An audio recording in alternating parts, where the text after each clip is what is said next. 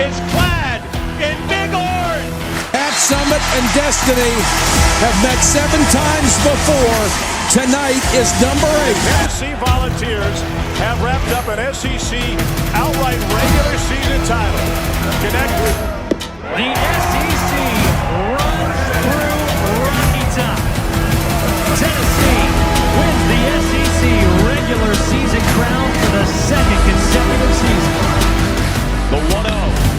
Indiana, right center field. Cross on the move. Won't get there. Tennessee walks it off. It's a misstep. Deep three. Come on now. And don't connect. Probably trying this time. Indeed. New hand there. Down the middle. Got it. On the fly. It's high and again. And he's going to take it. Touchdown, Tennessee. Hey, how much fun is this? Man, Rocky Top. This is college football and it's absolute best. Hi, college athletics. It's absolute best, man. Welcome into another episode of the Fanatics Show. I am Michael with my co-host Skylar. Skylar, man, how are we doing on this Tuesday, March the 3rd? Man, as you saw on the thumbnail, March is March now. We're in March. Is March. Yeah, March is March. Feeling good. Feeling slightly optimistic, and I'll tell you why coming up. I know we've taken a lot of losses here lately, both men's and women's. But at the end of the day, I think there's some positives we can take from it. And I think it started tonight with a big win, and we'll talk about it, I'm sure. But with that being said, Michael, I'd be remiss to say that I'm not heartbroken in a couple different ways, man. I feel like the injury bug has plagued the Vols in multiple sports, and we'll break it down. But, man, I'm praying and wish for the best on all of our Vols that may have gotten injured or hurt here in the last hour or in Nate Ament's case last Saturday. But I'm ready to talk about it, Michael. What about you, man? How's your week? Yeah, man, week's been pretty good. I got to witness a big victory tonight for the Vols in basketball, and then baseball and softball also got wins today. Kind of alluding to something that you were talking about, injury bug kind of bit a little bit, and we'll talk all about that towards the end. But Skylar, before we get started, then we got some changes tonight, don't we? That we do. You want to tell us about that? Yeah, I just want to give a massive shout out to our brand new presenting sponsor. A familiar face, don't get me wrong, but P&L Business has stepped up to the plate and decided they wanted to be the presenting sponsor, and we're not going to say no. So massive shout out to P&L Business Services. Once again, we know firsthand that getting your monthly reporting, invoicing, bill pay, taxes, and other essential business services right is critical. That's why P&L Business Services, we go beyond bookkeeping by providing you with everything you need in your back office so you can have your time back and the peace of mind to do what you love most, which is building your business. Behind every successful business is a great bookkeeper. Again, guys, if you're new to business and need help with the behind-the-scenes stuff so you can continue to focus on your customer service, look no further than going online to pnlbusinessservices.com and allowing the fine folks out of Oak Ridge to help you guys out. We appreciate this company so much. Again, like I said, it's being led by a mother and a son that kind of got into it themselves years back. And I believe the mother was kind of doing it like a side hobby and then decided to take a leap of faith several years back. And now it's grown into what it is now. I think they have like 6 or 7 full-time employees. See what I did there? Yeah. But no, seriously, like, man, what a great company they are. And the moment I mentioned that this was even an opportunity, they didn't even hesitate and said yes. So we really, really appreciate them. Gives us the motivation, of course, to come on here and keep doing what we do. So, yeah, absolutely. P&L, thank you very much for this. As Skylar mentioned, as soon as he said something about this being a possibility, they were the first ones. I didn't even get the chance to ask a second person. Yeah. That's just the kind of people that they are. But we are still keeping Optimal Asbestos Services. They are one of our sponsors. Kaizen Painting is also a sponsor. Chris Smith, we thank you for the time that you were our presenting show sponsor. We hold no ill will towards you at all. But, sometimes, people just part ways. They decide that they don't want to do something anymore, and we hold no ill will towards Chris Smith at all, but he will not be our presenting show sponsor anymore. But as mentioned, P&L, the show sponsor, Optimal and Kaizen are both still sponsors as well. But Skylar, rundown for tonight's show. Yes, let's talk about it. So we're going to talk about Tennessee men's basketball first. Bit of a losing streak after the heater that they were on. Did get back on track tonight. But obviously, as you mentioned, a little bit of an injury bug as well, leaving concerns coming into the SEC tournament and to the NCAA tournament. Tennessee women's basketball. They dropped their final 2 games of the season. They're starting SEC tournament play this week. Going to talk a little bit about that. And then we'll talk some about baseball and softball. Once again, injury bug there. And we're also going to give our last 3 recaps for SEC football this year, that being Ole Miss, Georgia, and Texas A&M. But let's get right into all that. I'll give you our segment 1 sponsor, and you already know who it is. It is Optimal Asbestos Services. Optimal Asbestos Services offers detailed asbestos inspections and air quality assessments. Whether you're looking to secure your home or workplace, you can trust Optimal Asbestos Services to deliver thorough and reliable solutions. Contact Jeff Mull at 865-223-3297 for your consultation today, or go on the web at optimalasbestosservices.com. Tennessee basketball. Let's start back on last Tuesday night. We did start just a little bit earlier, finished a little bit earlier because of Tennessee basketball games. They had the late tip against Missouri, and unfortunately, it did not go the way that we were hoping, as Tennessee gets beat by Missouri 73-69 on the road. Skylar, what are your initial thoughts on this game? My initial thoughts was holy trap game, and I seen it coming from a mile away. I said it on the show. You did. I said it on the show. I wanted the boys to win. Don't get me wrong, but Missouri was just that team that everybody looked at the schedule and seen, oh, they're not ranked. Easy win. And at the end of the day, man, Missouri could have easily been ranked. I mean, their wins, their losses this year, right there with Tennessee. Honestly, I think their record was only different by like 1 game in the SEC. So I mean, yeah, this was just one of those that you hate that it happened. I do feel like we left a lot on the table in this game, but when you do that mixed with Missouri, dude, they had 2 players that just absolutely popped off. That it's just the perfect recipe to not get the job done, and that's exactly what happened here. That's my initial thoughts, Michael. Yeah, exactly, man. I mean, you had T.O. Barrett and Mark Mitchell. Mark Mitchell, who's been doing it all season long for Missouri, but T.O. Barrett came out of nowhere, man, and had a career high 28 points, 12 of 17 shooting. Now, he just got into one of those rhythms in the second half to where it didn't matter who was in front of him. He was getting to the basket, and he was scoring the basketball. That's what confidence does to a player, man. I mean, he wasn't second-guessing his shot selection whatsoever. I mean, he was forcing Tennessee to make a stop, and we couldn't. And it was kind of disheartening to watch that, and knowing that we knew who the offense was going to be running through, and we still we knew exactly who it was going to, and we just could not stop it, whether it be Barrett or whether it be Mitchell. And both of them shot a combined 20 of 30 from the field. They shot 66% from the field. That's unreal. So the 2 of them combined for 51 points. The rest of Missouri's team combined scored 22. And the rest of the starters, the other 3 starters, combined for 6. And that was only from 1 person.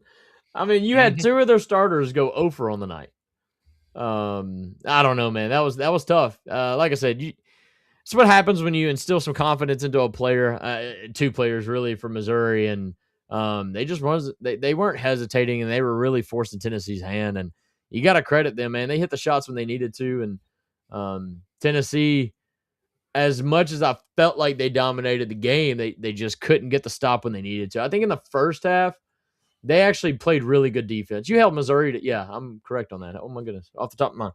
You held Missouri to only 26 points in the first half. Now, granted, you only scored 29. But in the second half, you gave up 47. I'm sorry. When did we become Alabama's defense? Like, that's disgusting. That cannot happen. I don't care who you're facing. I don't care how hot they are. You can't give up 47 points in a half. that was disheartening and ultimately led to the loss. But I think it's a great learning moment. I'll kind of speak on it in the next game that we talk about, but I do think I can turn this and spin this into a positive. I know it doesn't feel like it right now, but I think I can. You're turning it into a positive? Man, normally it's the other way around, and I turn stuff into positives. But anyway, here's my thing about this game is you could not make a shot from right in front of the rim. It seemed like every Jalen time that Carey. one of our players put it, it wasn't just him. Nate It Ament. was, Nate Ament, it Bishop was also. Felix. Felix Apar was the only one hitting his shots. He was 7 of I was 7. going to say, Felix Most Apar of should have those- shot more. Yeah, most of those were dunks, but nobody could hit one from right in front of the rim. And it's almost like a couple of our post players, when they JPSO. get the ball, they're going to just kind of put it somewhere around the rim and then fight for the offensive rebound, trying to get a better second shot. And in this game, it just didn't work out that way. But you once again dominated the boards 42-30, 18-9 on the offensive glass. But the problem is those 18 offensive rebounds, you only scored 20 second chance points. And for somebody that might not know basketball as well, it's like, well, that's not bad right there. You got 18, you scored 20. Yeah, but you got to think each rebound counts for 1, and each basket accounts for at least 2. So you should be scoring, if you're getting 18 offensive rebounds, you should have probably 28 to 30 points off of those offensive rebounds. And you're only getting 20. And that's not the way that it needs to be. And then free throws. Tennessee 8 of 14, Missouri 17 of 22. Just a game that Tennessee would have liked to have forgotten. They shot 7 of 24 from the 3-point line as well. Just a game that you really want to forget about. Moving into the next game, unless you have anything else on this one. No, it just bothered me. Like it was crazy to see Jalen Carey not make a single shot, only attempt 3 shots, but he had 10 boards, 6 of those offensive. So he had 6 offensive rebounds. Why wasn't there 6 shot attempts? Like, I'm sorry, but if you get the ball at the rim, like throw that thing right back up, man. That's another thing is Jalen Carey, especially here lately, when he gets an offensive rebound, he's looking to throw it back out to the 3-point line. And I'm like, go back up with the ball. I don't He's care like the if most you miss that second one. physical player I've ever seen in my life. Yes. Go back up with it, man. I don't care if you miss that second one. We've got such a good rebounding team that it's likely we're going to get that other rebound as well. So go back up with it. Get fouled. You only went to the foul line for 14 attempts, and you made 8 of them. That's not enough. Nate Ament was 5 of 8 in the game from the free throw line. So he was the only one that seemed like trying to get physical, trying to get fouled. So yes, 100%. He should have had way more attempts going back up for those offensive rebounds, second chance points. That's right. But that's pretty much all I had on that one. Free throws definitely got to make them. Felix Apar had a really good game, just it got shadowed. But then it kind of turned into like my mindset was like, okay, you got to go beat Alabama. Yep. And unfortunately, couldn't get that done either. No, 71-69, Alabama beats Tennessee, and just another game where Tennessee just self-destructs. Tennessee now this year, if anybody follows my TikTok account, you saw the rant that I had after the game. Tennessee this season now has given up 5 games this year where they have given up a 10-point plus lead in the game and end up losing the game. 2 of them were last week. They did it against Missouri. They got up by like 12 or 13 early in the ball game, and Missouri came back and made it close, and it was back and forth, but Missouri ended up winning the game. They were up by 13 at one point. 13 at one point in this game, and Alabama came back and won the game. It's happened 3 other times. Kentucky twice, and then Kansas in the preseason or in the tournament earlier this year in November. Something has got to change. We've got to stop giving up these leads in the second half. Otherwise, it's going to be an early exit when you get to the NCAA tournament here in a couple of weeks. Yeah, I mean this felt. I went to the Kentucky game at home, and this felt identical to it. I got to be honest. Like Yeah. everything about the game felt like I was playing. Like it was almost like a replay of playing Kentucky. The only difference is I think against Kentucky we were up by like 20, and they shaved the lead, or they shaved our lead down to like 11 by halftime, and then they just kept rolling. Here, you led by 12 at halftime, and once again, the second half, you give up 43 points. I mean, what is up with our second half defense, Michael? I don't know what to say about it. I mean, you're scoring plenty of points, in my opinion. Well, in the first half, you did. You scored 40 points in the first half. Like, offense is not really an issue to start these games, and defense, honestly, isn't either. But in the second half, it's like you lose your offense and you give up all the points in the world. Like, I don't understand it. It's terrible. Yeah, and this was a game where you should have had no problem scoring points because once again, just like we've done all season long, dominated the glass. And in this game, I mean completely dominated. 47-30 on the glass. And it was even worse on the offensive glass. 25-9, you out rebounded Alabama. You know how many second chance points Tennessee scored? 25. It should have been double that. Tennessee was getting third chance, fourth chance, rebounds all throughout the first half. Second half, it wasn't as much. All throughout the first half. And once again, you could not make a basket. You shot 30 of 78 for the game, which is 38%. And you only took 18 threes in the contest. So that means 60 of your shots in this game were from 2-point land. Most of those right around the basket, and you could not make them. That's pitiful. I don't even have words for how bad that is. If you cannot make a shot from right around the basket, then what are you doing on the court? Yeah, I mean, Ethan Bird, 0 for 4, 0 for 3 at the stripe, or at the 3-point line. Bishop Boswell, 2 for 6, 0 for 3 at the 3-point line. Just an abysmal 3-point shooting night for the Vols. I mean, Jacoby Gillespie going 3 of 10 from the 3-point line. That just can't happen. Jalen Carey got 10 points, but even he went 5 of 11. He went 0 for at the free throw stripe, going 0 for 2. He did get 9 rebounds. I mean, he kind of dominated the paint, like you mentioned. Man, this one just stings. It stings because you couldn't score a lot of points. Yeah, Nate Ament got hurt. Felix Akpar in the first half actually went to the locker room, came back in the second half, I believe. You got to finish them out. Couldn't get it done. Ugly loss. This one hurt big time because I truly feel like you're a better team than Alabama. Oh, you're a better team than But Alabama. now they're about to be Now they're about to be 2 or 3 seeds higher than you in the tournament because you lost this game. Simply because you lost this game. That's it. And that one stings. They could be a 4 seed. Well, I think they're losing to Georgia right now. So let me take all of that back. They are losing to Georgia right now.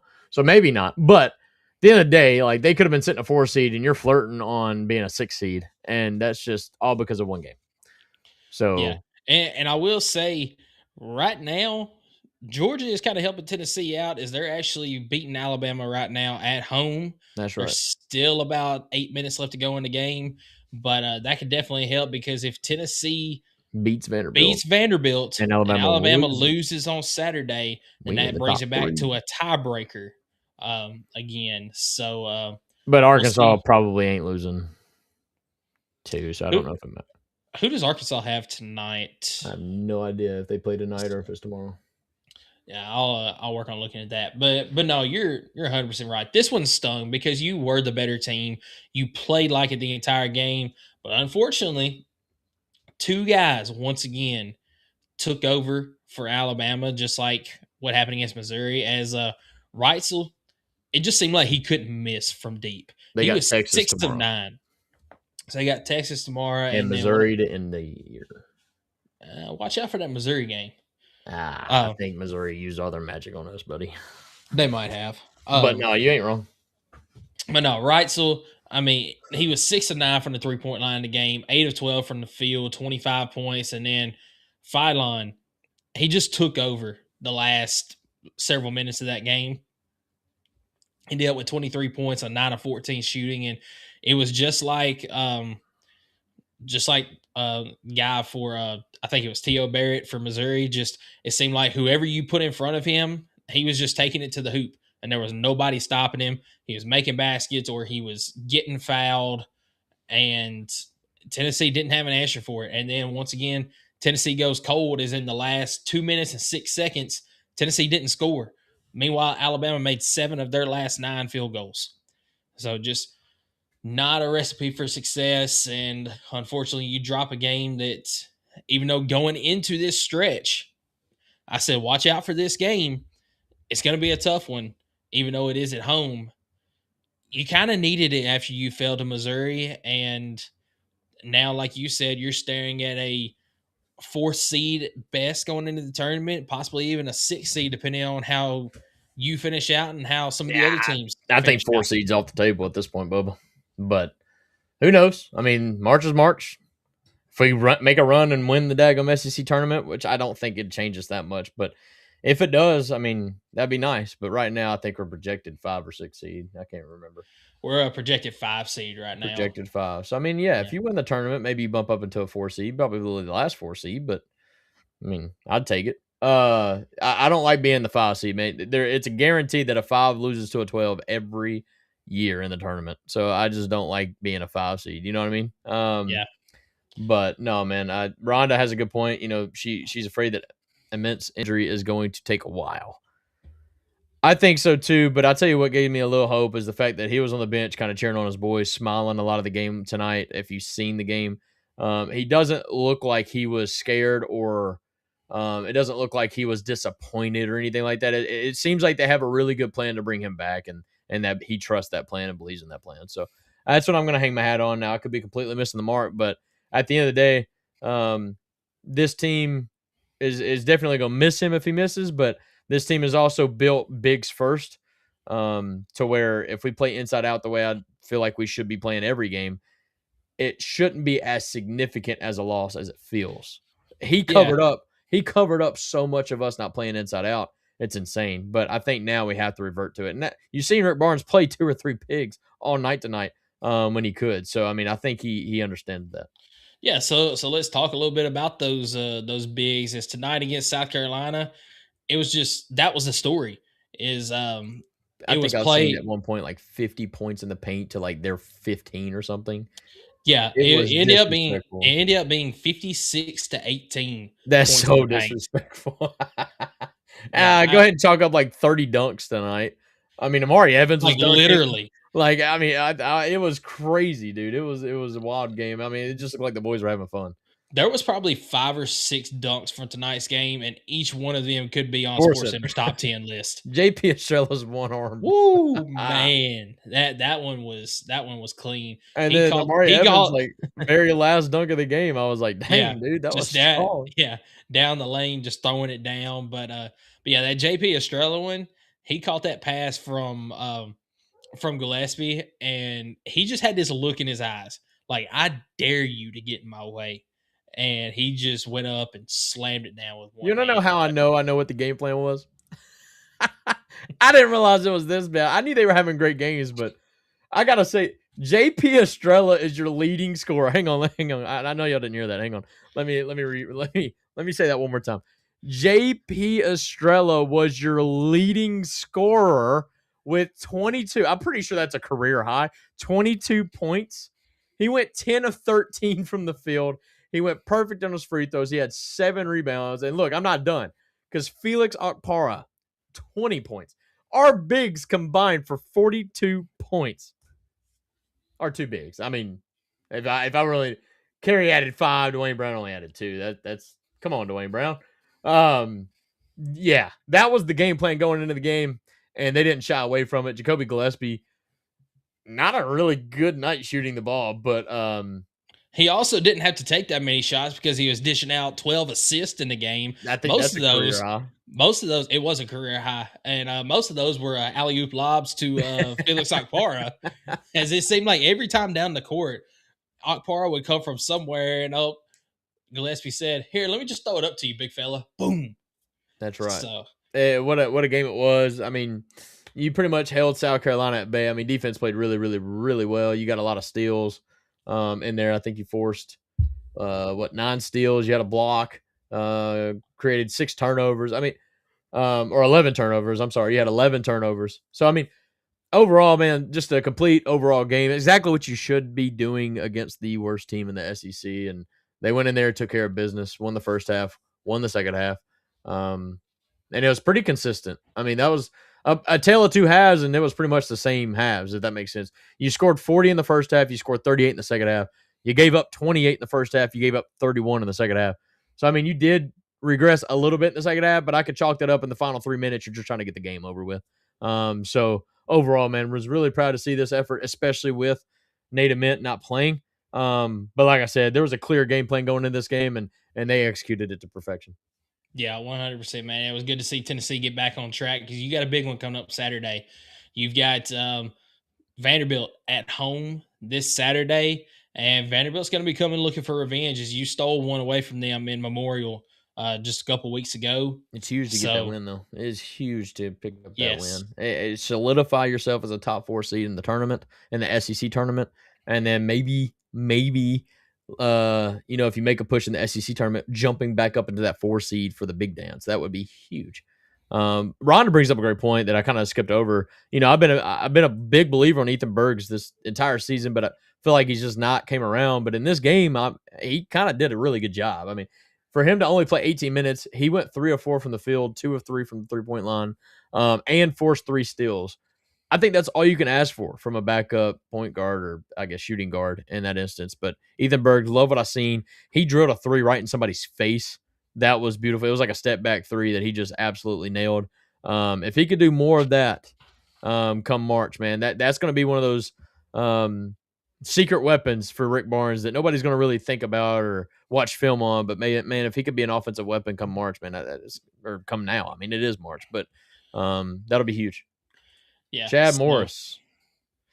Carey is so trash. 30 games in, and you still can't make a layup or make a free throw. His 4 rebounds per game aren't worth him dressing out in orange and white. Here's what I'll say to that. That's not 100% wrong.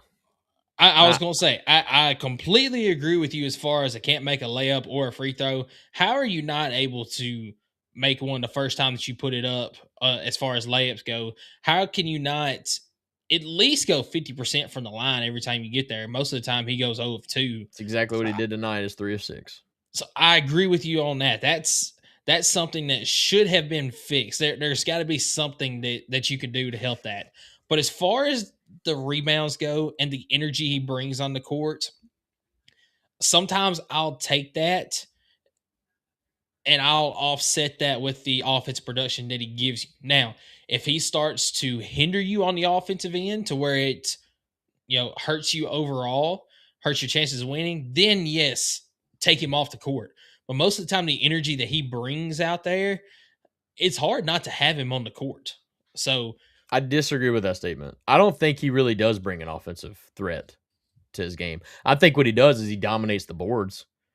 And I would say he probably draws a lot of fouls, but I'll tell you where he really lost me tonight in tonight's game is they had a breakaway, transition, like easy bucket. And instead of him going strong to the rim and getting an and one, he allows a dude to slap his hand and he throws the ball up in the air. Like, doesn't really even try to score the bucket at that point. And then he proceeds to go 1 of 2 from the free throw line. Like, yeah, buddy, that's not good. Like, I'm sorry. As of late, his game has really seemed to digress compared to the way he was playing towards the beginning of the season. I'm looking forward to see how he looks this weekend. Yeah. Because you almost seen him try too hard in the first matchup. Mm-hmm. I'm hoping that now that the real emotions out of the way, now obviously there's still going to be some there. I mean, it's Vanderbilt coming into your house.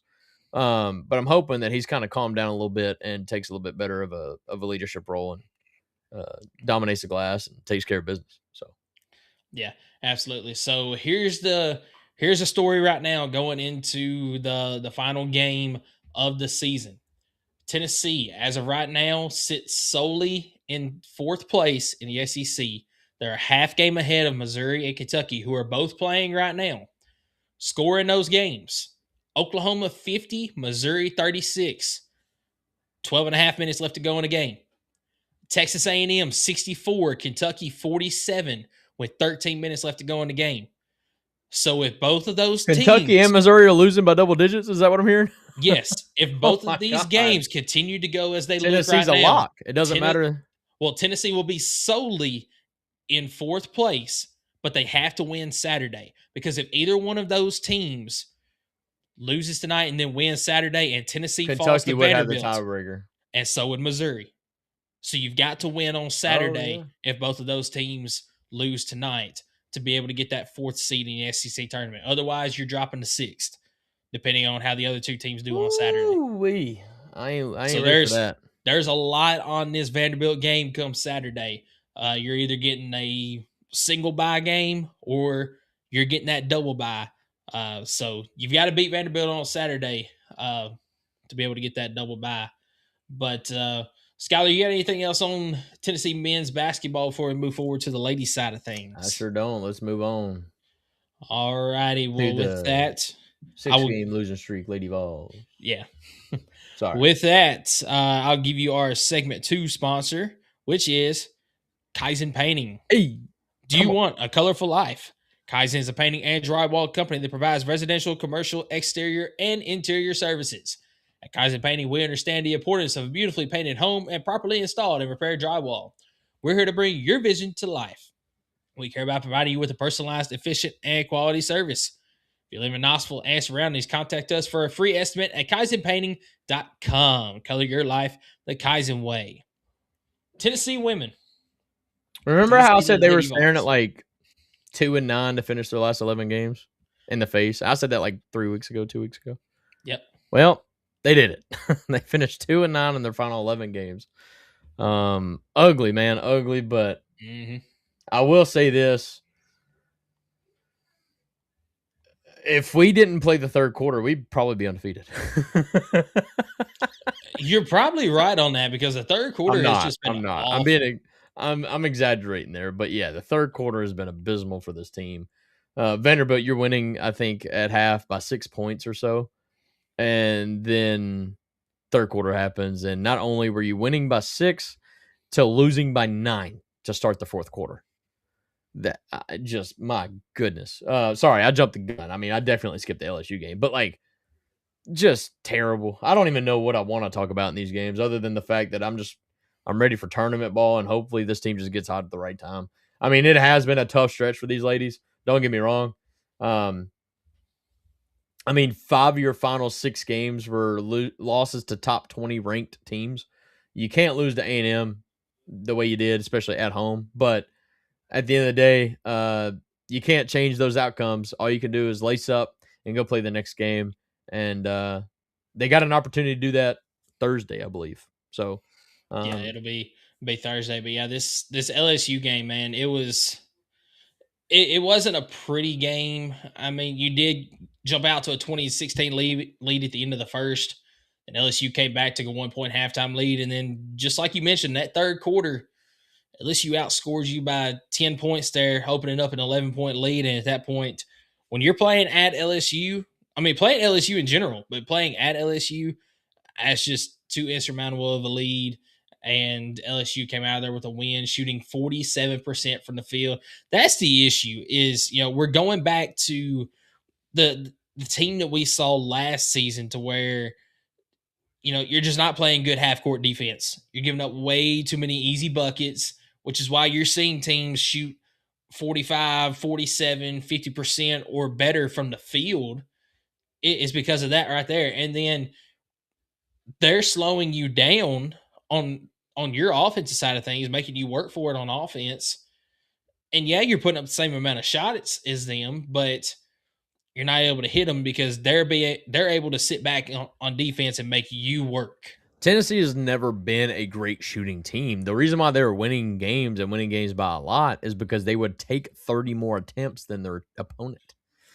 They would generate turnovers. They'd make it a living HE double hockey sticks on the opposing offense to even try to get the ball across the paint or across the half court. But now it's like we don't press. I mean, we press, but it's a terrible press. Like, it's like teams are just making it so easy to get past it. And yeah, when the team shoots as many shots as you do for the Lady Vols, that's bad news. because you're not winning that percentage battle. I don't care. I mean, I do like. I would love for us to get to that point, but that's just not who we are. That's not how we operate. And for that reason, LSU kind of wins an easy one, especially with the way the second half ends up being. Yeah, I don't know. Talaysia Cooper in this game, 5 of 18 from the field, scoring 13 points, 1 of 6 from 3. Nia Robertson with 14 points, 5 of 8. But if you want to take a bright spot out of this, Jada Civil with 17 points and 8 boards. She's really been coming around in the last couple of games, but it doesn't really matter when some of the players that you need to step up aren't stepping up. I mean, you got Talaysia Cooper. Yeah, she had 13 points, but on 18 shots. Z Spearman, 7 points on the day. Janiah Barker with 3 points. I mean, you got to have people step up if you want to have success against teams. And when some of your best players aren't putting the ball in the basket, then you're not going to have success. Mia Paldo, she's still, it looks like she's starting to come around a little bit more, starting to get a little bit more comfortable, but even she, 9 points on the day, 3 of 11 shooting, 3 of 7 from the 3-point line. Just, that's not going to get it done. And then unfortunately you drop that one on the road to LSU, which leads us into the Vanderbilt game on Sunday. And I remember turning this game on. I was actually an hour late to this because I looked at the time and saw 2 o'clock was the start time. Mm-hmm. Should have realized that meant Eastern time. So I turned it on at 2 o'clock, and we're in the third quarter, and the game's actually tied up. Yep. And then everything went downhill from there. You must have been watching like about 3 minutes into the third quarter because Yes. yeah, it was. You get outscored 30-15 in the third quarter. You give up 30 points in a quarter. Yeah, that's not good. good. Oh my goodness. Oh and my I mean, goodness. I know that Michaela Blake's, she's a fantastic player. She's likely to be the a candidate for National Player of the Year. She could possibly win the thing. But man, you cannot give up 34 points to Michaela Blake. You got Galvin scoring 24, and then Washington was 16. You can't give that up. And they were easy ones too. It's not like they were really competing for those shots. They were giving up easy baskets to these players, and just not what we wanted to see in the season finale. Had a little bit of hope for a while that you would pull one out against a top 5 opponent, but just could not do it. Chad, I want to thank you, Rhonda, for keeping us updated on the games. Chad, I want to kind of get to this. Why does Spearman think she has to shoot 23s every game as a coach? Her post needs to be rebounding and attacking the glass. I know you're exaggerating, but like she only took 1 attempt in the last game against Vanderbilt. She took 7 against LSU, but she made 3 of them. I'm not really mad at that. Like that's okay. I just don't understand your idea that she's taking like 20, and when you say that, it almost seems like she's taking like not good shots, like just throwing it up. Like I don't feel like Spearman's done that. In fact, I kind of want to see Spearman become more of a scorer. I feel like she's kind of been sucking here lately, putting the ball in the freaking basket. So I don't know. I don't know if I necessarily agree with this comment here on Spearman. I think she needs to be more of an offensive threat, and from all 3 levels, honestly. I don't know, Michael. What's your thoughts? Yeah, I feel like last year was a year where she took way too many 3-pointers, but I do feel like at times she's just not taking enough shots. Now, she did take 11 in this game. She was 4 of 11, but like you said, 0 of 1 from 3. I just feel like she needs to be more confident in her shot-making abilities because I feel like she throws it up there sometimes, and it's just like, well, I don't know if it's going to go in or not. We'll see. So I just feel like she needs some confidence going out there. I will say, I feel like these ladies need to do, like, I don't know what kind of drill it is, but they got to be able to finish around the rim a little bit better. I feel like sometimes it just literally looks like they throw the ball up. It don't even look like a layup. Like, it don't even look like a I hate to say this because I know they're really good athletes in their college, they're SEC, they're best of the best, but, like, sometimes when they get to the rim, especially in, like, a transition bucket, instead of just taking the easy 3, I don't know if it's like they're trying to force contact to get the and one, and they're trying so hard that they just forget to actually shoot the ball. Like, I don't know what it is, but like at the end of the day, like it just, it doesn't look like good basketball. And we've said it all season long that the Lady Vols are going to struggle the more and more they play offense and don't look like they're in control. Yeah. Because so many times this team forces, or they force a lot of turnovers, but they also give up a lot of turnovers because they just don't dribble and they make bad decisions. Talia Cooper sometimes just gets a little bit ball hoggish and wants to try to make a play for herself. I don't blame her. She's absolutely one of the best scorers. And it is our best scorer, but sometimes, man, you just got to play a little bit smarter. But I do feel like we got to finish around the rim a lot better than what this team does. And that goes for the men's too, man. Jalen Carey's prime example for the men's side of not being able to finish around the rim. And honestly, JP Estrela's had his struggles finishing around the rim. So, I mean, it's kind of weird how the ebbs and flows of the games, whether it's men's and women's, but we got to do a little bit better fighting that contact and scoring the basketball. I feel like these teams, and this might not make sense to some folks, but I feel like they need to work on absorbing the contact and not trying to force the contact. So go up like you're trying to score the basketball, and if you get fouled, kind of absorb that contact, continue with your motion, and try to score the basketball whenever you do, instead of going up and trying to adjust your shot, expecting to get fouled. And, oh, I didn't get fouled this time, and now I adjusted my shot, and it's going to clank off the side of the rim or just go completely over the basket. So go up like you normally would. Expect the contact, but absorb it, and don't adjust things, waiting on contact that might not come. I don't know how much that makes sense, but that's kind of what I feel like these players, men's and women's, need to understand and need to start working on. That's right. Now, I'm looking at the Lady Vols, and I'm kind of confused. Maybe we have the tiebreaker over like Kentucky or something, but it's showing me that we finished 9th in the SEC, and I thought they had a top 8 seed locked. All right, so let's see. Because they're technically tied in the SEC with Georgia, Kentucky, Ole Miss, and Tennessee. So 1, 2, 3, 4, 5. So yeah, it was a 4-way tie for 6th. And I know Tennessee had the tiebreaker over Kentucky and over Georgia. So maybe that's how we got. Okay, so maybe ESPN is just not projecting that because right now it's got Tennessee at 9th. Maybe it's because they got us at 9th based on our overall record of the 8-8 teams, because that's what it looks like. That's probably what it is. I haven't looked at, but I'm pretty sure we're the 8 seed. We did lose to Ole Miss. We're the 6th seed. Really? The bracket already came out? Yeah, we're the 6th seed. Let me okay. Let me pull up Twitter. Yeah. Solid. How are we that we lost to Ole Miss? That can't be right. That's what I'm not understanding, is how we ended up winning the tiebreaker over them, because we lost Ole Miss. But I know we beat Georgia, we beat Kentucky. Let's see, where's this bracket? Sorry, bear with me. No, folks. you're good. This is bad for radio, up, but I haven't seen the bracket, so I was completely lost. Yeah, I know Tennessee's a 6th seed because they'll be playing the winner of Alabama and Missouri in the 2nd round. So let's see here. All right, dude. That's a good draw. All right, let me see if I can share my screen real quick.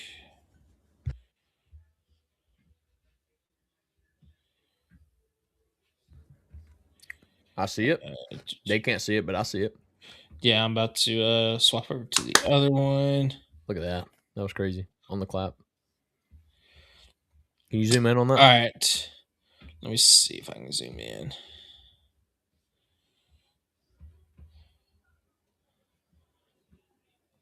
Oh, boy. Yeah, it's not letting me zoom it in. But oh, boy. But basically what we're seeing here, the number 1 overall seed is South Carolina. Number 2 is Vanderbilt. Number 3 is Texas. Number 4, LSU. So Tennessee is down here in the bottom half of the bracket at the number 6 seed. Oklahoma got the 5 seed. Ole Miss the 7 seed. Georgia the 8 seed. How in the world do we beat Ole Miss? Yeah, I'm not sure exactly how that Ole worked Miss out. Clearly beat us in the makeup game. and we didn't play them twice. I wonder if it's some weird scenario where Ole Miss beat us, but because we beat Georgia and Alabama or whoever it was, Georgia and Kentucky, maybe Ole Miss lost to both of those teams. I don't know how that worked. That's a weird scenario, but hey, I'll take it. Yeah, I'll take it, dude. I will take it as well. As down here at the bottom of the bracket is where Tennessee is. So they'll face the winner of Alabama and Missouri. And then if you win that game, you go on to face number 3 Texas. All of these games will be in Greenville, North Carolina. Looks like it's going to be 8:30 Eastern time on SEC Network on Thursday against the winner of Alabama and Missouri. And then you'll play again same time on Friday if you do happen to win that game on Thursday. They better win that game. Yeah, I agree with you there. I love the draw, though. I think you match up really well against Texas. Played them pretty hard. I don't know, man. We need to make something exciting happen. Yeah, I mean, you've got to win that first game for sure. Because if you lose that first game against either Alabama or Missouri, then you might squarely be on the bubble at that point. We talking about the first Lady Vols team to ever miss the tournament, huh? It's very possible. I don't think if you lose that first game, then it's very possible. I mean, if you win one, I don't think they'll leave you out. But yeah, it's very possible if you lose that first one, that could be the case. But still talking about Lady Vols basketball, kind of shifting gears a little bit. What's your thoughts on something that came out today? Senior Kaya Wynn. Yeah, we've had different people talk about her some this year.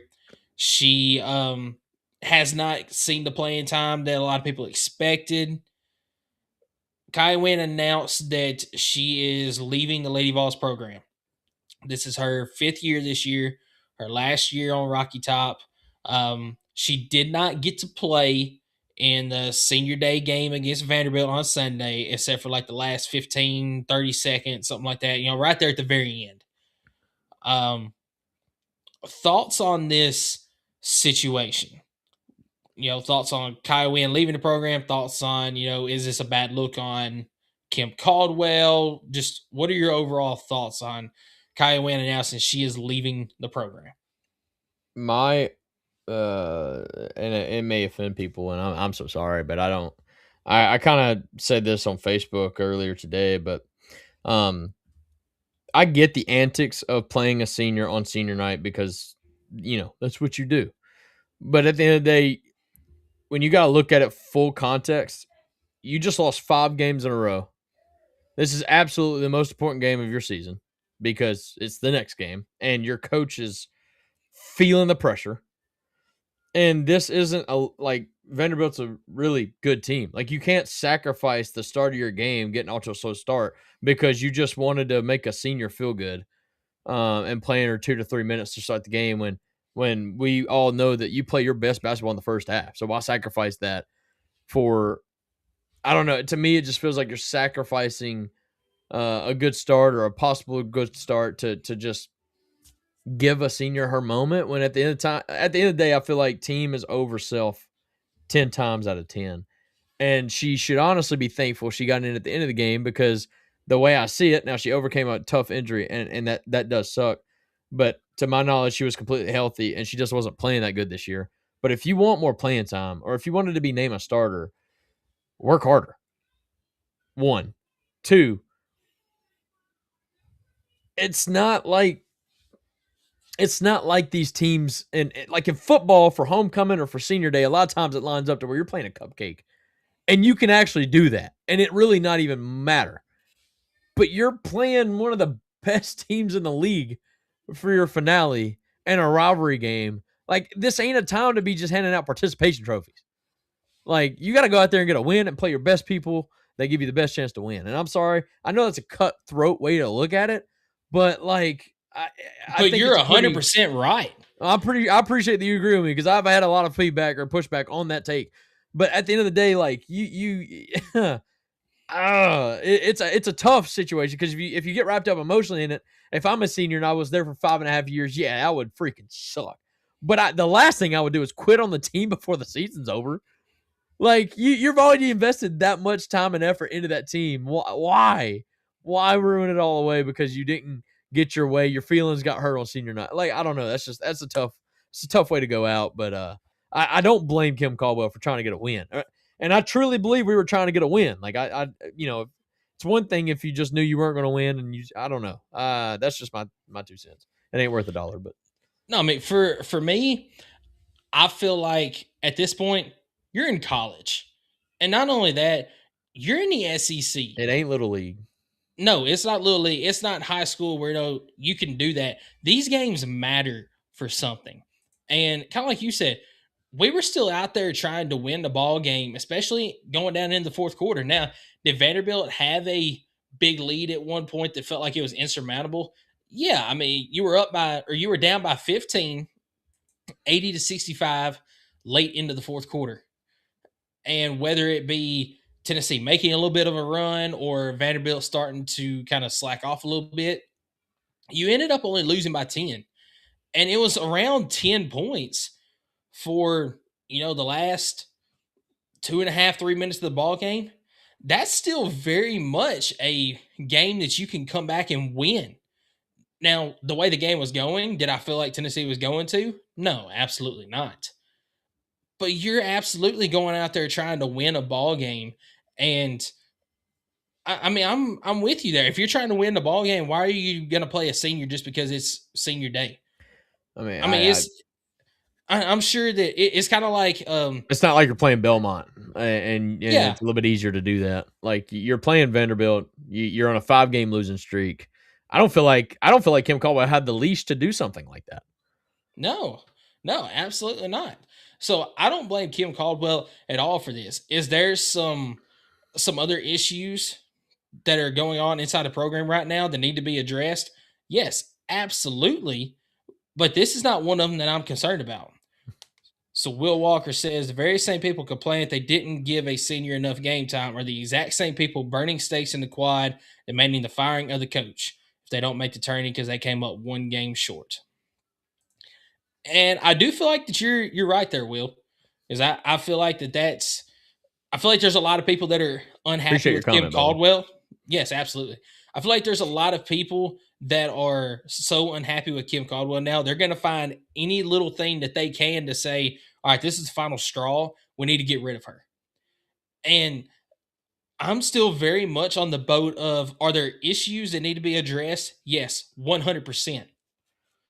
But this is a program that they're very young right now, and I think they genuinely had the hardest schedule in the nation, by the way.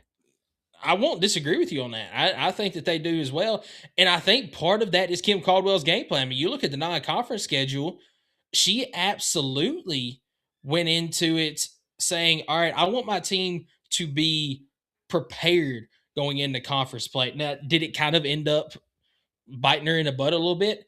Yes, because you're sitting here looking at a 16-12 overall record, and you lost your last 6 games in conference play. Yeah, it doesn't look good. But you look at their schedule, and they challenge themselves all year long. Is UCLA currently the number 2 team?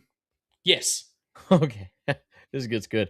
So they played the number 1, 2, 3, 4, 5, 6.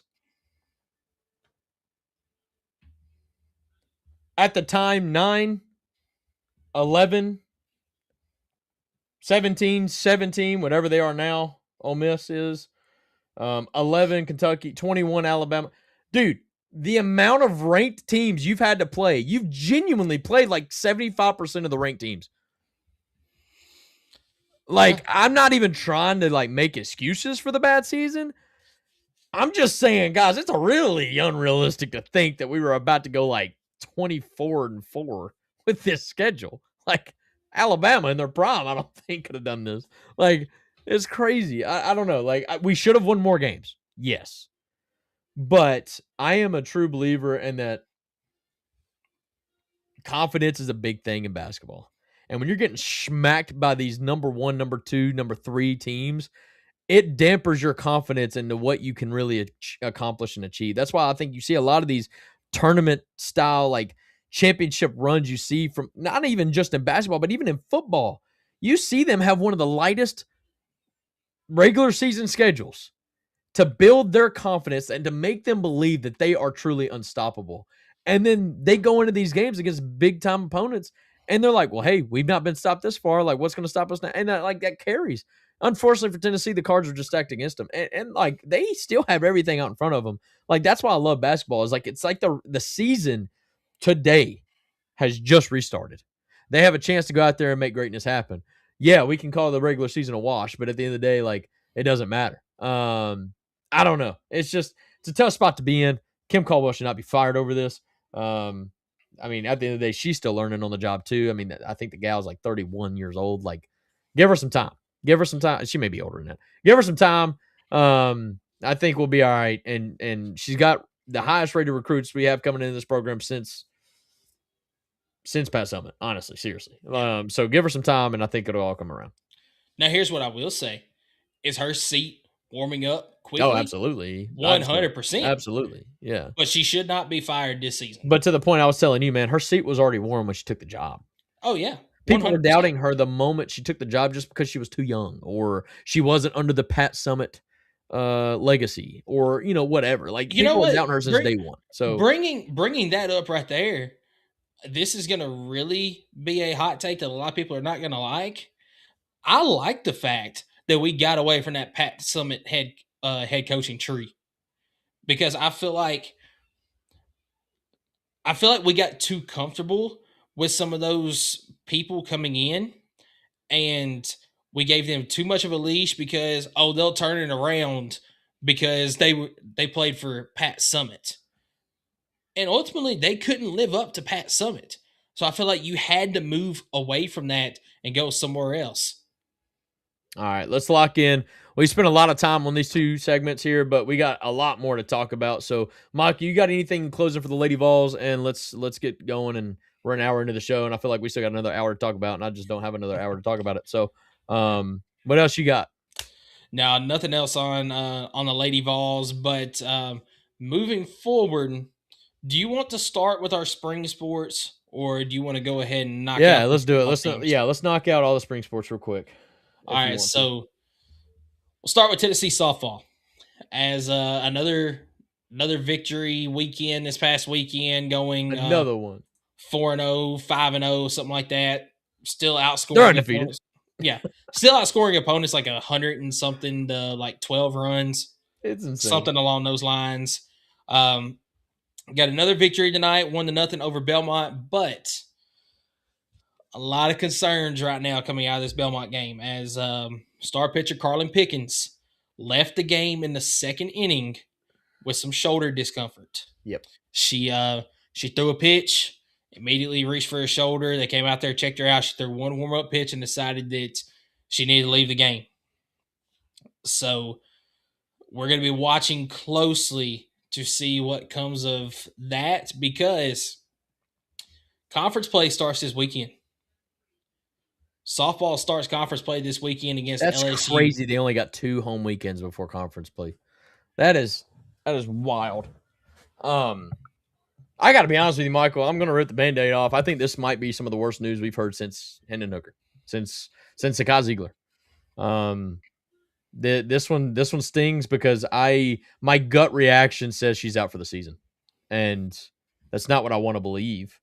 But that would be, I feel like, not even the most like Tennessee thing ever, because like I don't want to put that on Carlin Pickens, but it's such a blow to somebody that came back her senior year to go chase a ring and it gets cut short, and that's an athlete's worst nightmare. And I really hope that that's not the case, but it didn't look promising the way she immediately kind of walked off the field, went to the locker room, whatever. And I hope she gets evaluated, and I hope all great news But I'll be praying for her regardless. I mean, it's a bummer situation, man. It's tough. Proud of the ladies though for rallying and getting the win. Clearly, pitching wasn't the issue even after she left, because you didn't give up a run, but the offense kind of went a little cold. But overall, you got the win. You stayed undefeated in a midweek scare. So Yeah, 100%, man. Just really hoping and praying for Carlin in this situation, because as Skylar said, it did not look good. Having her just immediately grab her shoulder the way that she did, that's usually not a good sign. And this is really going to put a damper into some things as far as what Tennessee expects to do this year. Because I mean, I've been on here since the second weekend of the season when they were in Clearwater saying, "Man, this softball team's got a chance to win it all." And do they still have a chance to win it all even without Carlin Pickens? Yes. sure. But it takes a big hit when you lose the best pitcher in the country. Well, So- you don't have that. You don't have that safety net now. Like, you got to have the best out of Sage Marjetko and Aaron Newer now every game. Whereas when you had 3 really, really good pitchers and 1 legendary pitcher, you could afford to have an off day on one of them, and you just throw in another one, and they pick each other up every game. Like, it would be so uncommon to see a team to just absolutely, hit off of it. Like, but now you lost it. Indefinitely. I'm gonna say indefinitely. I have no idea when she's gonna return. I can promise you it's not gonna be this weekend. I don't know. We'll see, man. It's a tough one. yeah, hopefully all it is just some soreness there. There is But, nothing on in terms of update, Rhonda, but there's absolutely post about her leaving the game early. It's 1,000% accurate. I don't know if that's what she's questioning, or if she's questioning the fact that there is no update on her shoulder. But yeah, she left the game. It was posted on VolQuest like the moment it happened. And the winning pitcher goes to Aaron Newer. So I mean, we're being truthful here, I think. Allegedly, can't argue it. Yeah, exactly. But overall though, you're still undefeated. You're everything's on track, man. Let's see how well we handle adversity. Yeah, just talking about updates. Okay, awesome. Yeah. There probably won't be an update tonight, I wouldn't think. Yeah, it'd probably be tomorrow before we get an update on that. Let's go over to the baseball diamond. As this past weekend, Tennessee baseball was at the Amity Bank College Baseball Series at Globe Life in Arlington, Texas, and came out of there 2-1 this past weekend. Took one on the chin to UCLA on Friday night, 12-5. Kind of hung in there towards the beginning, but UCLA really stretched it out towards the end. Very much looked like the number 1 team in the nation. So a big win for UCLA there. And then Tennessee with 2 big wins against Arizona State and Virginia Tech on Saturday and Sunday. I'll tell you what, man, Landon Mack looked really good against Arizona State on Saturday. Something that we've needed to see whenever you consider some of the struggles that happened last weekend against Kent State. And on a Sunday, pretty good pitching there as well. Offense did just enough to get the 3-1 victory there. And then tonight against ETSU, a big 7-1 victory for baseball. What are your thoughts on it, Skylar?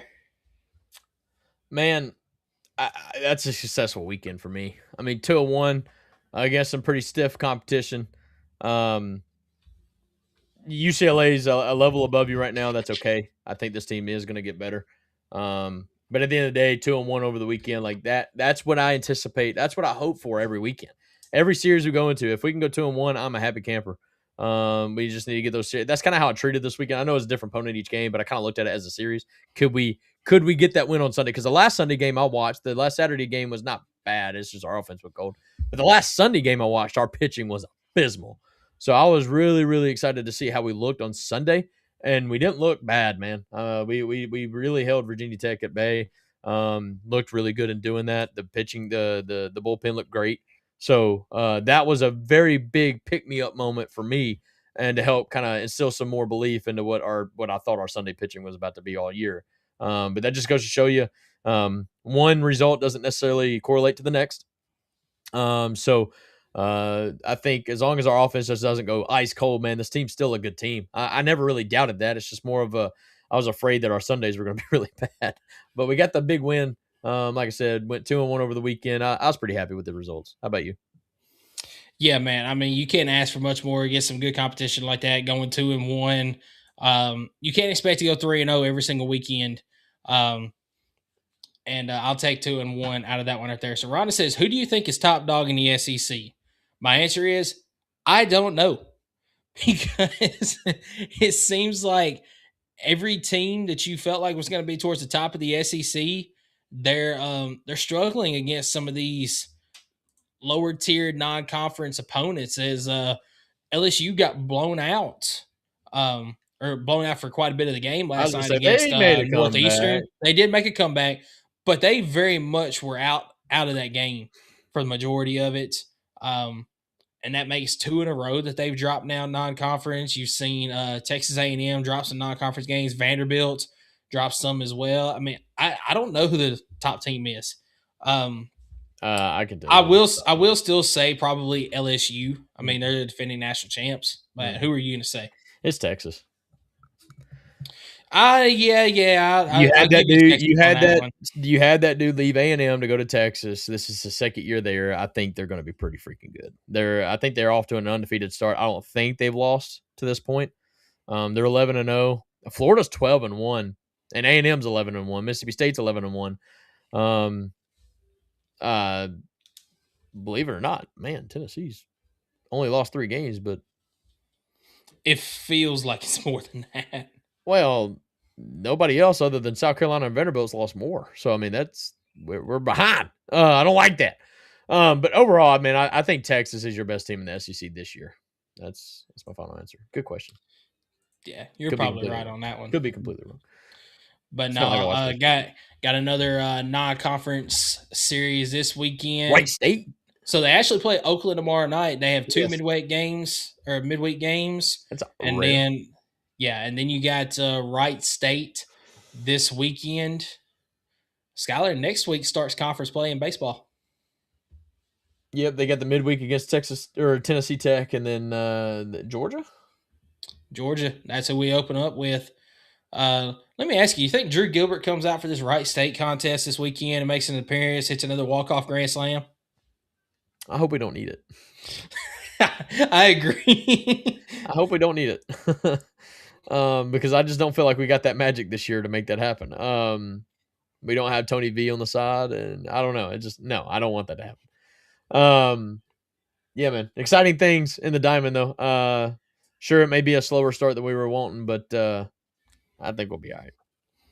Yeah, I agree. I think you get a favorable matchup, too. I mean, starting the SEC slate against Georgia, I mean, I think that's a really good opponent to face. It's not like you're facing LSU or Florida or whatever right off the bat, or Arkansas, Texas. Like you're getting to face kind of like a mid of the pack competition to really kind of help evaluate where you're at. I like the matchup. Yeah, I feel like you kind of get a semi-favorable slate this year as far as the teams that you face. Is you start off against Georgia. You don't play Florida this year, do we? Because I remember seeing that on the schedule, and I was like, man, that's just really weird not seeing us playing Florida in the middle of the regular season. So you don't play Florida this year. You start off on the road against Georgia. Then you come back to Lindsey Nelson the following weekend and play against Missouri. Then you travel to Nashville. That's when you play Vanderbilt in the third conference series there towards the end of March. Then you have LSU coming to Lindsey Nelson the first weekend of April. Then you travel to Starkville to play against Mississippi State. That's the same weekend as the orange and white game. Then you bring Ole Miss into Lindsey Nelson. You play Alabama at home, Kentucky on the road, Texas at home, and you finish off at Oklahoma. So, semi-favorable. You stay away from Florida this year. You stay away from a pretty hot Auburn team. They started off the season pretty good. You don't have to play against Texas A&M. You don't play Arkansas this year. So you get to stay away from a couple of those good teams, but unfortunately you do draw Texas. You do draw LSU. You play Vanderbilt every year. Mississippi State, not a bad team. So, I mean, it's the SEC. You're going to play good competition every single weekend, but you stay away from some of those teams that could give you fits this year. But anything else on the spring sports before we finish up these SEC season recaps for football? Let's get it on. All right, first team we're going to look at, Texas A&M. Yep. Texas A&M finished off the season 11-1 this year. Obviously making college football playoffs, but did not make the conference title game because of their loss in the final game of the season against Texas. Tough. I had A&M going 10-2 this season. Nailed it. Let's see. I had losses to, let me pull up Texas A&M. I think I had losses to LSU and Notre Dame. I think that's right. I know I had them beating Texas, and that didn't happen. You want to know what makes me so upset? What's that? A&M, we would say arguably their two hardest games were Notre Dame and Texas, correct? Yep. I nailed those picks. I had them beating Notre Dame and losing to Texas. And I still had them going 8-4. I don't know how I did that. Tough. I had them losing to Auburn.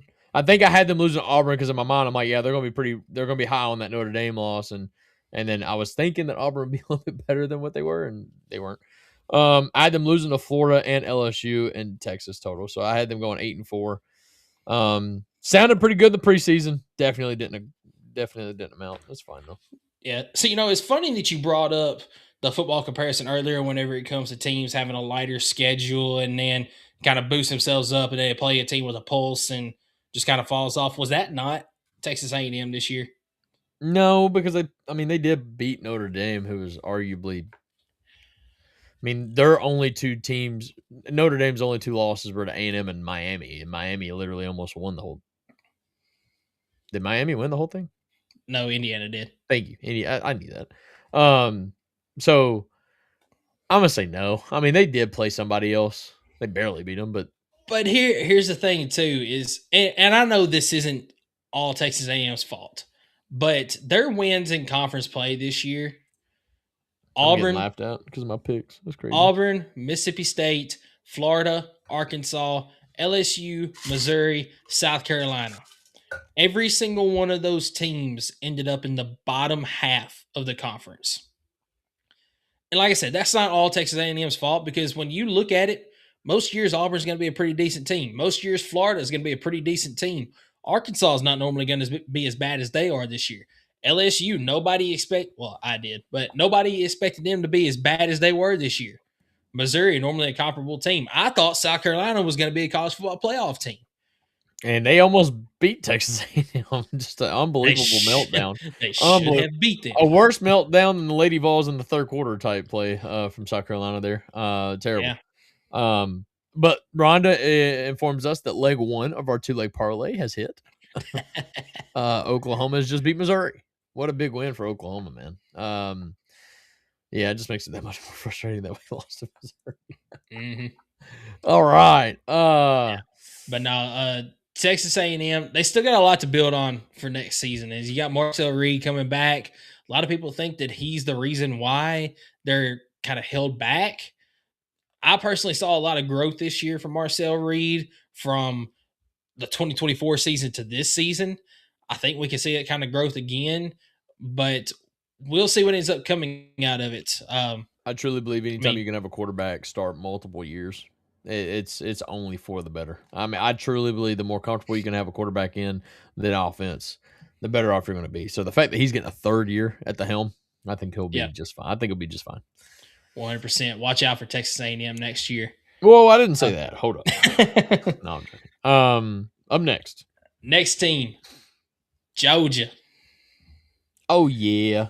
I'll go first here. Because I didn't tell you my Georgia picks, but I think you could have put it together based off my other picks. But I had Georgia going 10-2 this year, with their two losses being to Tennessee and to Texas. I think Georgia did go 10-2 or maybe 11-1, but they went 11-1. 11-1. They beat Tennessee and they beat Texas. Yeah, I nailed the record prediction, but I missed the team because I also had Texas beating Georgia, and ended up that Georgia has a Alabama problem, even though they did turn around and beat them in the conference title game. But Georgia lost to Alabama in the regular season, that being their only loss. And did it almost feel like, even though they went 11-1, it was almost like an underwhelming 11-1 this year? To me, it kind of felt that way. Maybe, I guess, because they really played with their food in a lot of the games. But I guess, but when you look at it in the years past, man, they've done that almost every year. I mean, like 2 years ago, they almost lost to Missouri or whatever it was, and they almost always lose to Kentucky every single year. Like Tennessee had them literally on the ropes. If we didn't miss a field goal, or if we just get a 4th and 8 stop, Tennessee wins that game pretty easily. Yeah, I mean, Georgia really played with the food this year, but they got it done, man, and they ended up winning a couple games in the playoff, and they proved to be still one of the best teams in college football. Actually, they lost their game in the playoff because they lost to Ole Miss. Yes, they did. They won the first game. Oh, no, they did get the bye. That's right. I was wondering why they were in this. Yeah. So my fault. They did lose to Ole Miss. That was actually tragic. Yeah, beat Alabama in the conference title game, but then lost the first round game in the quarterfinals to Ole Miss. Kiffin got a bonus check for that, dude. Can you believe it? Yep, he was cashing them checks too. That's right. But yeah, I had Georgia going 10-2. I was off by 1. Yeah, ultimately Georgia, they're still going to be a force to be reckoned with every single year because Kirby Smart, even though some people will argue different coaches, Kirby Smart's the best coach in college football right now since Nick Saban has retired. Some people are trying to say Ryan Day. Some people are trying to say insert coach here. But Kirby Smart, he's the only one with multiple national titles that is an active head coach right now. Kurt Cignetti. Best in the biz. No. But Georgia, I mean, they're not going to go downhill. They're also bringing Gunnar Stockton back. How you going to say no to that? Kurt Cignetti is not the best coach. Dude just won with the worst roster out of any of the championship coaches. I don't care. You got to win more than one for me to consider you the best coach in the country when Kirby's done it twice. Granted, it has been a couple of years. So you strictly only care about a ranking of a position, a player, or a coach based on trophies? Not strictly. Yep. It kind of sounded like it. Not strictly, we'll but in this conversation. I was gonna say not strictly, but in this case, yes, I consider Kirby to be a better coach than Cignetti. But it's not just because of those titles; it's because Kirby has done it for years. Well, that's not fair. Kirk Cignetti's only been there 2 years. It's fine. We'll have this conversation later. Yeah, let's have it in like 2 years when Kirk Cignetti's won 2 in a row. And yeah, that won't happen. He might win multiple, but he's not going to win 2 in a row. Kirby's leaving for the NFL. That would be the only place that Kirby leaves because he's a Georgia guy. So he's either going to leave for the NFL. Swear to God, if that happens, okay, if Kirk Cignetti wins again and Kirby goes to the NFL, this video better blow up. Like, if it doesn't, I'm gonna be pissed because I deserve that. Okay, I'm going out on a limb here. I may look stupid. That's fine. But if it does happen, I better get my credit. Okay. All right. I'll give you the credit. What's the last team? Last team is Ole Miss. Ooh. The Fighting Lane Kiffins. And Ole Miss this year went 11-1. Their only loss being to Georgia. And also made the semifinals of the college football playoffs, losing to Miami. That was a game that they possibly should have won. But, yeah, I had Ole Miss this season going 8-4. I was a little bit lower on them. I believe I had losses to LSU, Georgia, Florida, and Mississippi State. Ooh, not ending the year too hot for Ole Miss. Yeah, I had them going 10-2 with losses to Georgia, Oklahoma back-to-back on the road skid. They did lose Georgia, but they bounced back really great against Oklahoma. That was a good game. But Ole Miss, I had them going 10-2. I did have their best case scenario going 11-1, and they went 11-1. So kudos to Ole Miss. And you still lost your head coach. That's crazy. Yeah. Right. So how do you feel about Ole Miss going in the next season under? I can't remember his name now, but it's he was the offensive coordinator that ended up Pete Golden. Pete Golden. Yeah, how do you feel about Ole Miss going into next season? Are they going to continue this success, or you think they're going to take a step back now that Lane Kiff is gone? Man, I don't know. I'd have to look at their schedule, but I have to believe every SEC team with the schedules that they could be getting could possibly take a step back. So I'm gonna go with the safe route and say you're 11-1. You're taking a step back. I'm sorry. It's hard to repeat 11-1. So Ole Miss's schedule for next season, they start off with a neutral site game against Louisville, and they play against Charlotte in week 2. They have LSU at home, at Florida, at Vanderbilt, Missouri at home, at Texas, Auburn at home, Georgia at home, at Oklahoma, Wofford, and then Mississippi State at home for the Egg Bowl. 3 losses. So yeah, I have them taking a step back. Yeah, I think I'm right in there with you. I think it's somewhere around 3 losses. I think they'll still be very competitive, but No it's doubt. gonna be hard to Playing Georgia, replicate. Texas, LSU. You threw out 1 or 2 other teams. I was kind of like, man, that's gonna be a tough game. Yeah, I don't know. We'll see. They could shock the world again.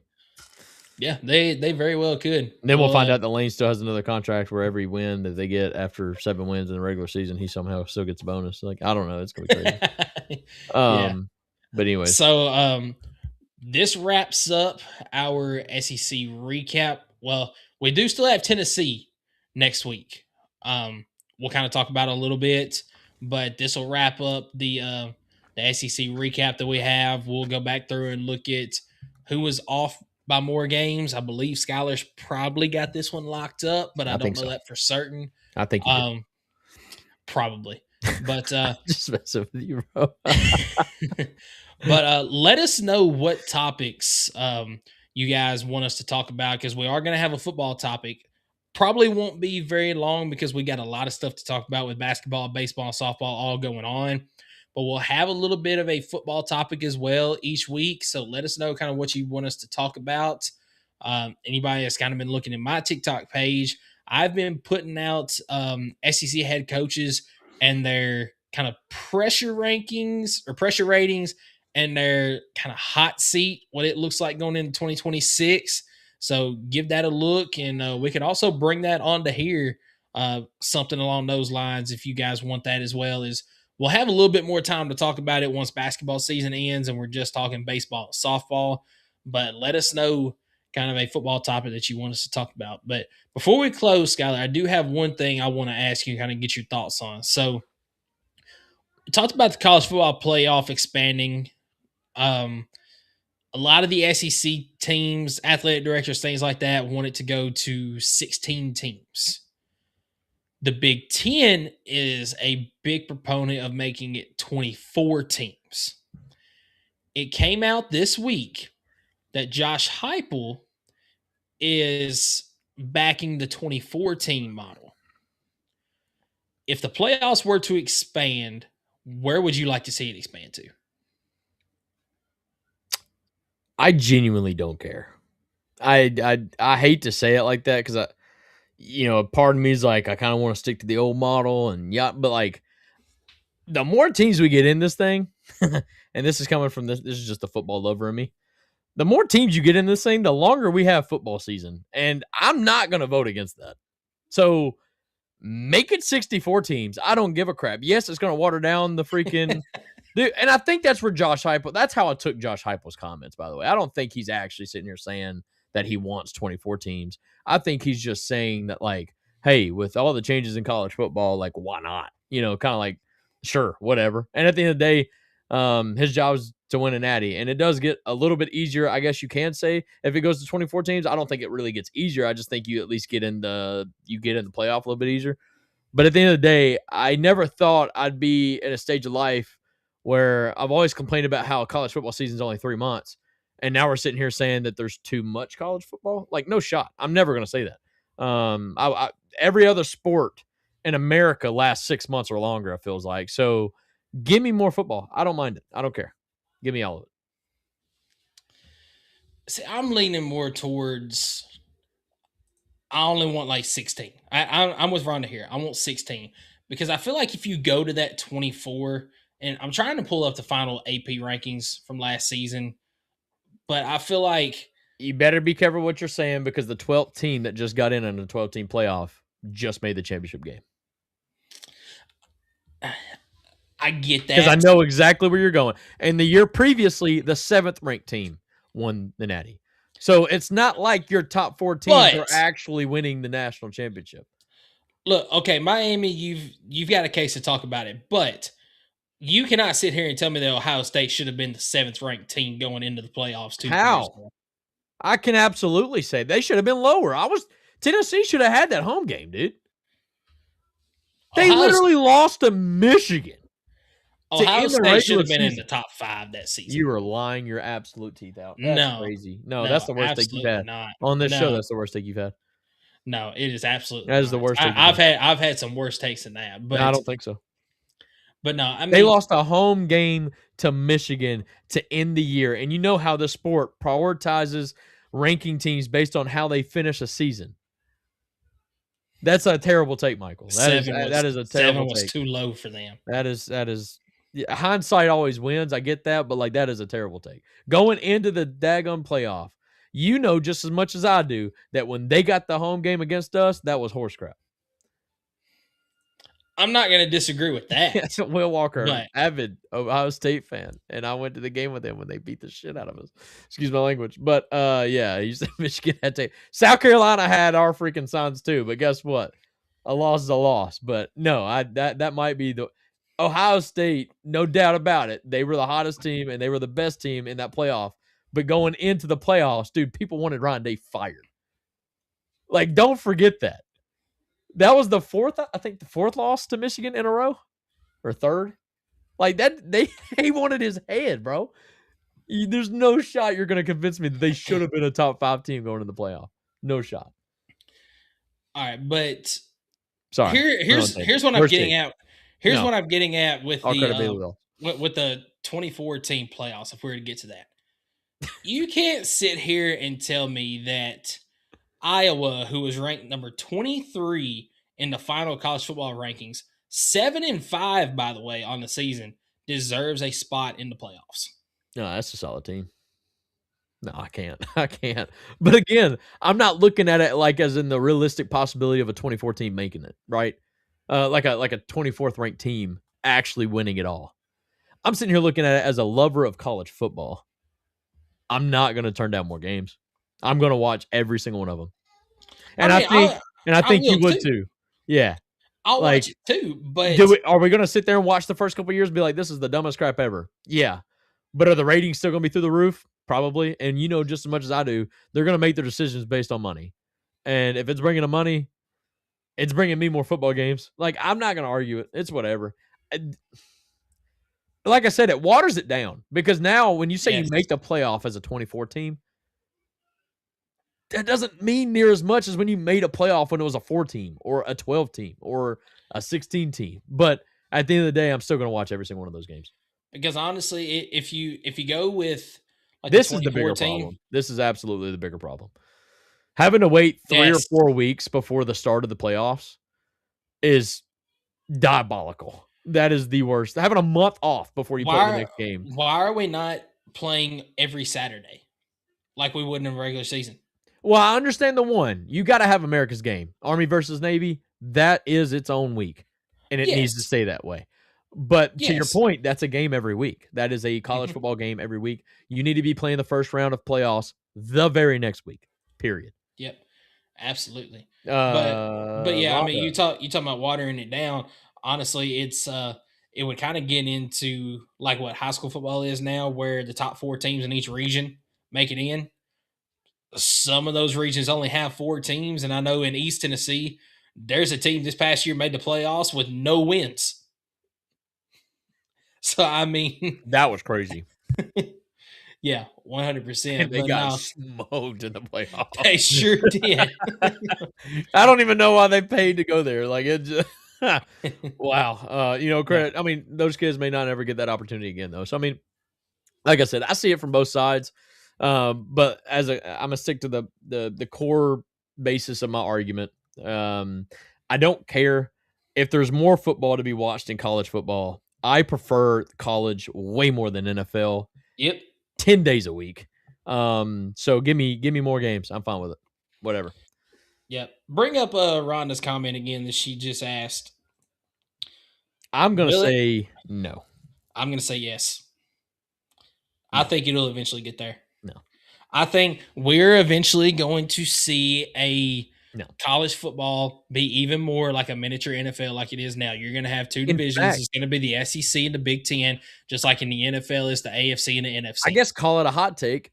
I'm almost more willing to bet you see the two super conferences now actually dwindle in numbers before they ever become two super conferences.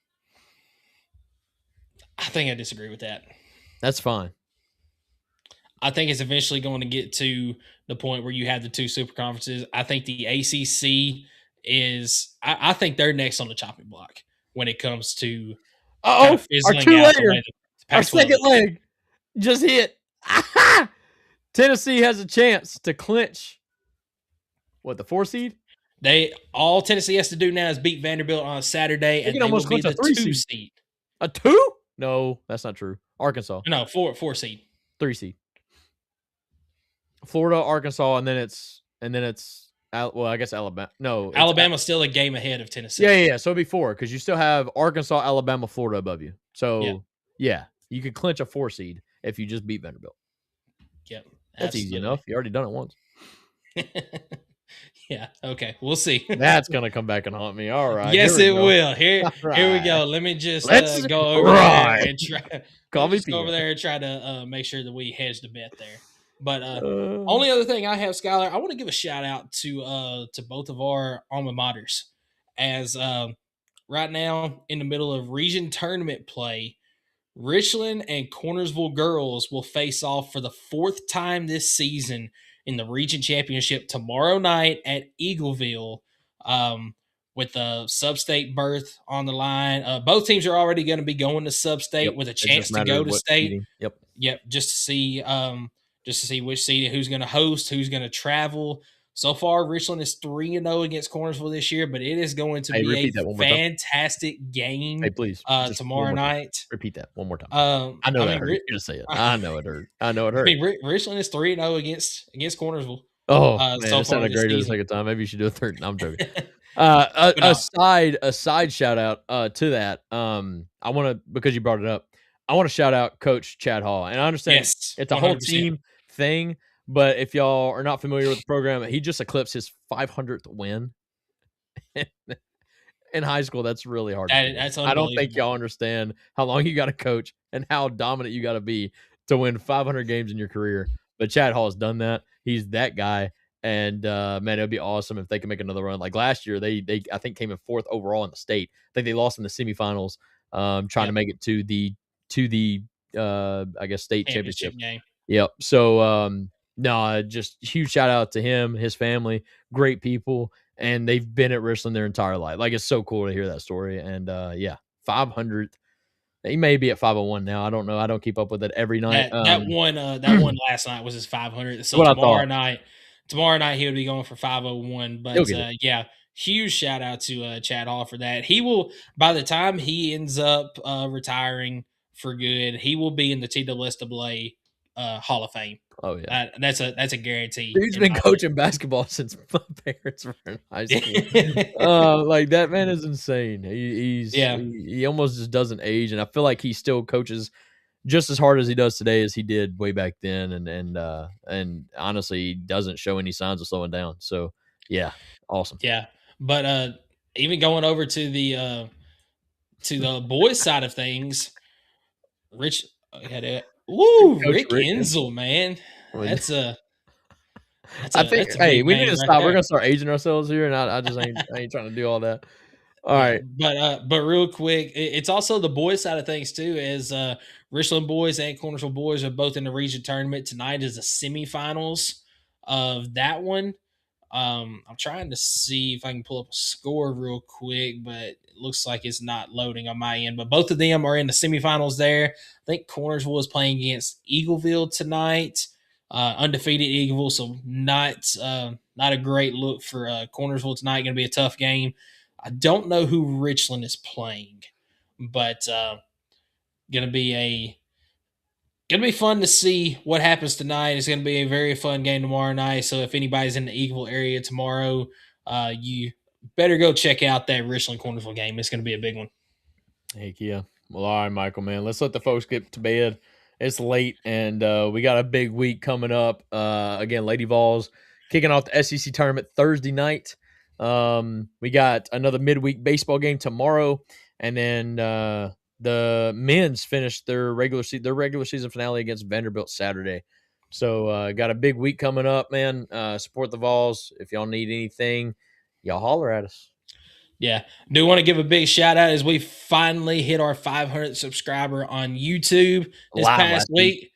So thank you all for that. Now we just need one more on Facebook because we're still sitting at $4.99 on Facebook. So we need one more follower there as well. But no, appreciate everybody tuning in tonight. And as always, go Big Orange. Let's go.